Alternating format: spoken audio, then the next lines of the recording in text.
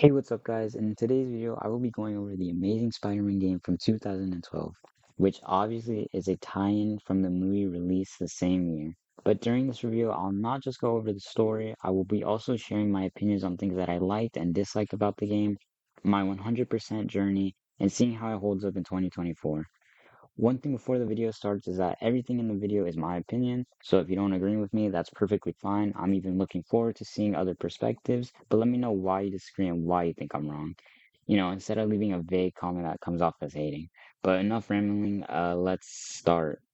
The story. The Amazing Spider-Man story actually takes place recently after the events of the movie. This is actually something I like, but I'll get more into that once I talk about the pros of the game. Starting off, you play as Peter Parker and you're being guided by Gwen through Oscorp. And the reason you're even there, sneaking in to be more exact, is because Gwen has suspicions that Oscorp has continued Dr. Connors' research and is creating these weird creatures, aka cross species. As a result of sneaking around, you end up finding out, yeah, Oscorp has continued Dr. Connors' work, but we also get caught by Gwen's boss, Alistair Smythe. Alistair Smythe is the main villain of the game, and he is similar to Connors in the way that they're both renowned scientists that are using Oscorp to try and change the world. In Smythe's way, it's nanobots and also just huge ass robots. And for both of them, their invention eventually turns into their downfall. After getting caught by Smythe, he actually turns out to be a chill guy and offers a tour of Oscorp for free. But midway through the tour, the scorpion cross species, who's in a tube pod of sorts, breaks out and it senses Peter since he's a cross species, and all hell breaks loose. Once that happens, you see that all cross species have escaped, and it's up to Spidey to control the situation. Once Spidey saves the civilians, he makes a decision to break Connors out of prison because that's, to him, the only way of getting a cure. Because of this makes Spider-Man's rep take a hit with not just the city, but with Smythe, who already has a grudge against him and Connors. Once out, Connors sends Spider-Man in the sewers to get a blood sample of one of the cross species for the antidote. Once Spider-Man reaches the vermin, he gets the blood sample, but immediately gets attacked by one of Smythe's S01 robots. After cooking up an antidote in world record time, by the way, we make it to Oscorp in hopes of healing Gwen and the scientists. Once we get there, though, Smite's greedy ass decides to take the first, and as a result, it ends up not working, and Smythe loses the ability to feel and use his legs. After this, Smythe has lost full trust in Spider-Man and is driven to destroy Connors. After realizing the secret ingredient to the antidote is Peter's nut. No, I'm playing. It's actually Peter's blood. But once you have the new formula, you head to Oscorp in hopes in actually curing people this time. And it ends up working. But at this point of the game, Smythe has gone completely off the rails and he has no plans of using anyone's cure but his own. And he's now escaped since he's now fired from Oscorp. After we find out that Smythe has kidnapped Connors, it's our job to save him. Once we make it to Connors, we find out that there's no way for both of us to escape, even though Spider-Man has a clear chance here. Spider-Man ends up being captured. Once captured, Spider-Man loses his powers and is forced to escape the facility powerless and while only be able to shoot webs. Once we escape, we make it to Connor's old lab and find out he turned himself into the lizard to stop Smythe since Peter is powerless. After this, Peter also goes unconscious, and oh no, he's dead. Except I'm not an idiot. Once revived, though, Peter, by an electrical shock by Gwen, suggests that electrifying himself would get his powers back. And this actually ends up working, and Spider Man and Connors team up against Smythe. And once you defeat Smythe, you see the lizard has taken over Connors, and it's up to you to stop him. Once stopped, you cure Connors and find out Smythe was killed by one of his robots after officially turning into a cross species. The story was pretty enjoyable and made sense most of the time, but it's nothing to go crazy over. Pros. To start off, one of this game's biggest pros is its visuals and atmosphere. The game's visuals and overall direction seems to have taken a realistic approach just like the movie, and because of this, I feel like the visuals heavily benefit from this. One other reason it benefits from this is because it makes it very distinctive from any other Spider-Man game, and this gives it a special charm and feel to it. Another thing that I like about the visuals is that at the time when this came out, it probably was the best looking Spider-Man game we had graphics wise. And although some of the character models look really outdated today, I feel like everything else, especially from the city itself and the way Spider-Man looks, is great even in 2024. Especially considering how the sequel of this game looks. And I mean, why wouldn't the city and Spider-Man be crucial in getting to look right? Because those two aspects are arguably some of the most important in a Spider-Man game. Like I said earlier, one of the things I like about this game also was that it takes place after the movie. The reason I like this is because, well, usually in movie tie-in games, they usually don't follow the story of the movie at all, or if they do, they just probably follow a few scenes and set pieces. I'm looking at you, Iron Man games. But it also gives the devs more freedom to do what they want with the story. But I say that knowing that this game's story is nothing to brag about, so take that as you will. Another thing that I feel this game does so right is its villain selection. Firstly, I want to give props for making Alistair Smythe the main villain for a few reasons. One is obvious, but he's unique. Before this game's release, I believe he was only in the 95 Spider Man game, but besides that, he had not been in any movies or games, making him, at least to me, a bit unpopular before this game. This also ties in with some of the other villains in the game, that being the Vermin, the Iguana, and Natty. Oh, and also all of Smine's S01 robots. And I like this because, I mean, who's ever going to complain about fighting a new, unique villain they haven't seen before in a Spider Man game? And that's not to say this game does not have its set of classic Spider Man villains. It has its classics like the Lizard, Rhino, and Black Cat. So to me, it's like the best of both worlds, honestly. At this point, I will be talking about the cons of the game and things I didn't really enjoy. Start off, one of the things I don't like about the game is its pretty weak story. Earlier, I said I like the story, and I do like it, but I like it because it's exciting and it's Spider-Man, and I like anything Spider-Man. But I feel like the story is pretty basic and doesn't have any shocking twists or turns. Follows a pretty linear story, and you could say the first antidote not working is a shock, but come on, did the devs really think we were gonna believe a Spider-Man game is gonna end after 6 missions?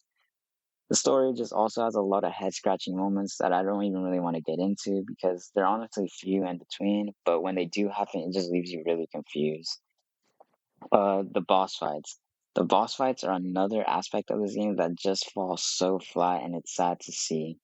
Almost every boss fight, besides the unique robot bosses, are pretty much all the same. It sees you one, web striking and punching the boss a few times. Two, it either sees you doing multiple dodges or web retreating until you can hit him again. And three, it sees you dodging the occasional range attack that causes you to retreat. And that's literally it. Besides the S01 robots and the second Rhino boss fight, all of them see you following this boring strategy, and to me, that just seems very lazy and it gets really repetitive fast. Um, Especially after clicking the same few buttons every boss. It also made it seem like I was fighting the same boss over and over again, just reskinned.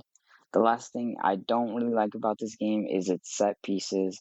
I feel like every other mission I'm either going into the sewers or some sort of Oscorp building. You know, I just wish we could have gone a little bit more open world missions that don't include robots as well. I feel like the robots are in a lot of the missions, but that kind of makes sense with Smythe being a villain and all. But if you're gonna use the same locations, at least make them look a bit different. It feels like every set piece after the infection just has this green goo around the whole place and could make the missions boring and repetitive after playing for a while. To me, the two most important gameplay elements in the Spider-Man game are combat and its swinging. The Amazing Spider-Man does such an okay job in both these departments, so because of that, I can't put these two as a pro or a con. There's just so much I like and don't like about both that it just wouldn't be fair. Beginning with the swinging is average, and I literally mean average. It does everything okay, but does nothing to blow me away. Navigation itself was revamped in this game, having the camera be closer and more on Spider-Man's shoulder. This was part of the realism of the game since it made Spider Man's speed frequency more realistic. And on one hand, I love it because when swinging, you look like you're speeding through New York. But on the other hand, sometimes when you're swinging, the camera will literally be so zoomed in on Spider Man's back, you can't even see the city. Or even sometimes when you're swinging super high, Spider-Man is barely in the frame, which to me ruins the immersion a little bit. Another part of the swinging in combat was web rush mode, and to me, it was probably the most innovative part of the swinging and probably the most innovative thing in this game. It kind of reminds me of the detective vision from the Arkham series. Keep that in mind, by the way. But slows time also and is used while singing, which is obviously something that Batman doesn't do, at least not the way Spider-Man does, because I know there is swinging in the Arkham games. Using the web rush mode to swing makes it so fluid, and the animations and actions Spider-Man does, although a little outdated considering he only has like 5 animations when he does the web rush, are still very cool nonetheless. It almost makes it feel like you're in a Spider-Man movie scene where you're just swinging through the city. Now, to talk about the combat. Off the bat, you can see where the inspiration for the combat came from. The game devs obviously took inspiration for the combat from the Arkham series, and it works, but it just feels so bare bones. It has what you'd expect from an Arkham game: fluid fighting, counterattacks, and upgrades, but that's it. Feels like they did the bare minimum, and when you have a character like Spider-Man that can jump high as hell and has superhuman acrobatics, it feels like a missed opportunity because they had the right vision and even executed it well. They just didn't seem to expand on it. One of the other complaints with combat is that some upgrades literally take away gameplay elements. An example is the spider's thread. This upgrade literally makes stealth a joke in terms of how easy it is. You literally could stealth take out 2 enemies at the same time, and they have no chance of being found. This obviously makes stealth way too easy.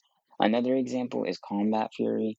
This upgrade makes enemies who could block pretty much pointless because this upgrade lets you counter it by literally just having a combo. And in a game that's already bare bones as is, things like this just show you how shallow some parts of the game are. 100% grind. The 100% for the Amazing Spider-Man took me around 15 hours. Completing the main story on the hardest difficulty was honestly easy besides like 2 boss fights. But the real grind comes with the side missions in the game, and there are a lot of them. You have your basic Spider-Man side missions like save civilians, petty crimes, take pictures, etc.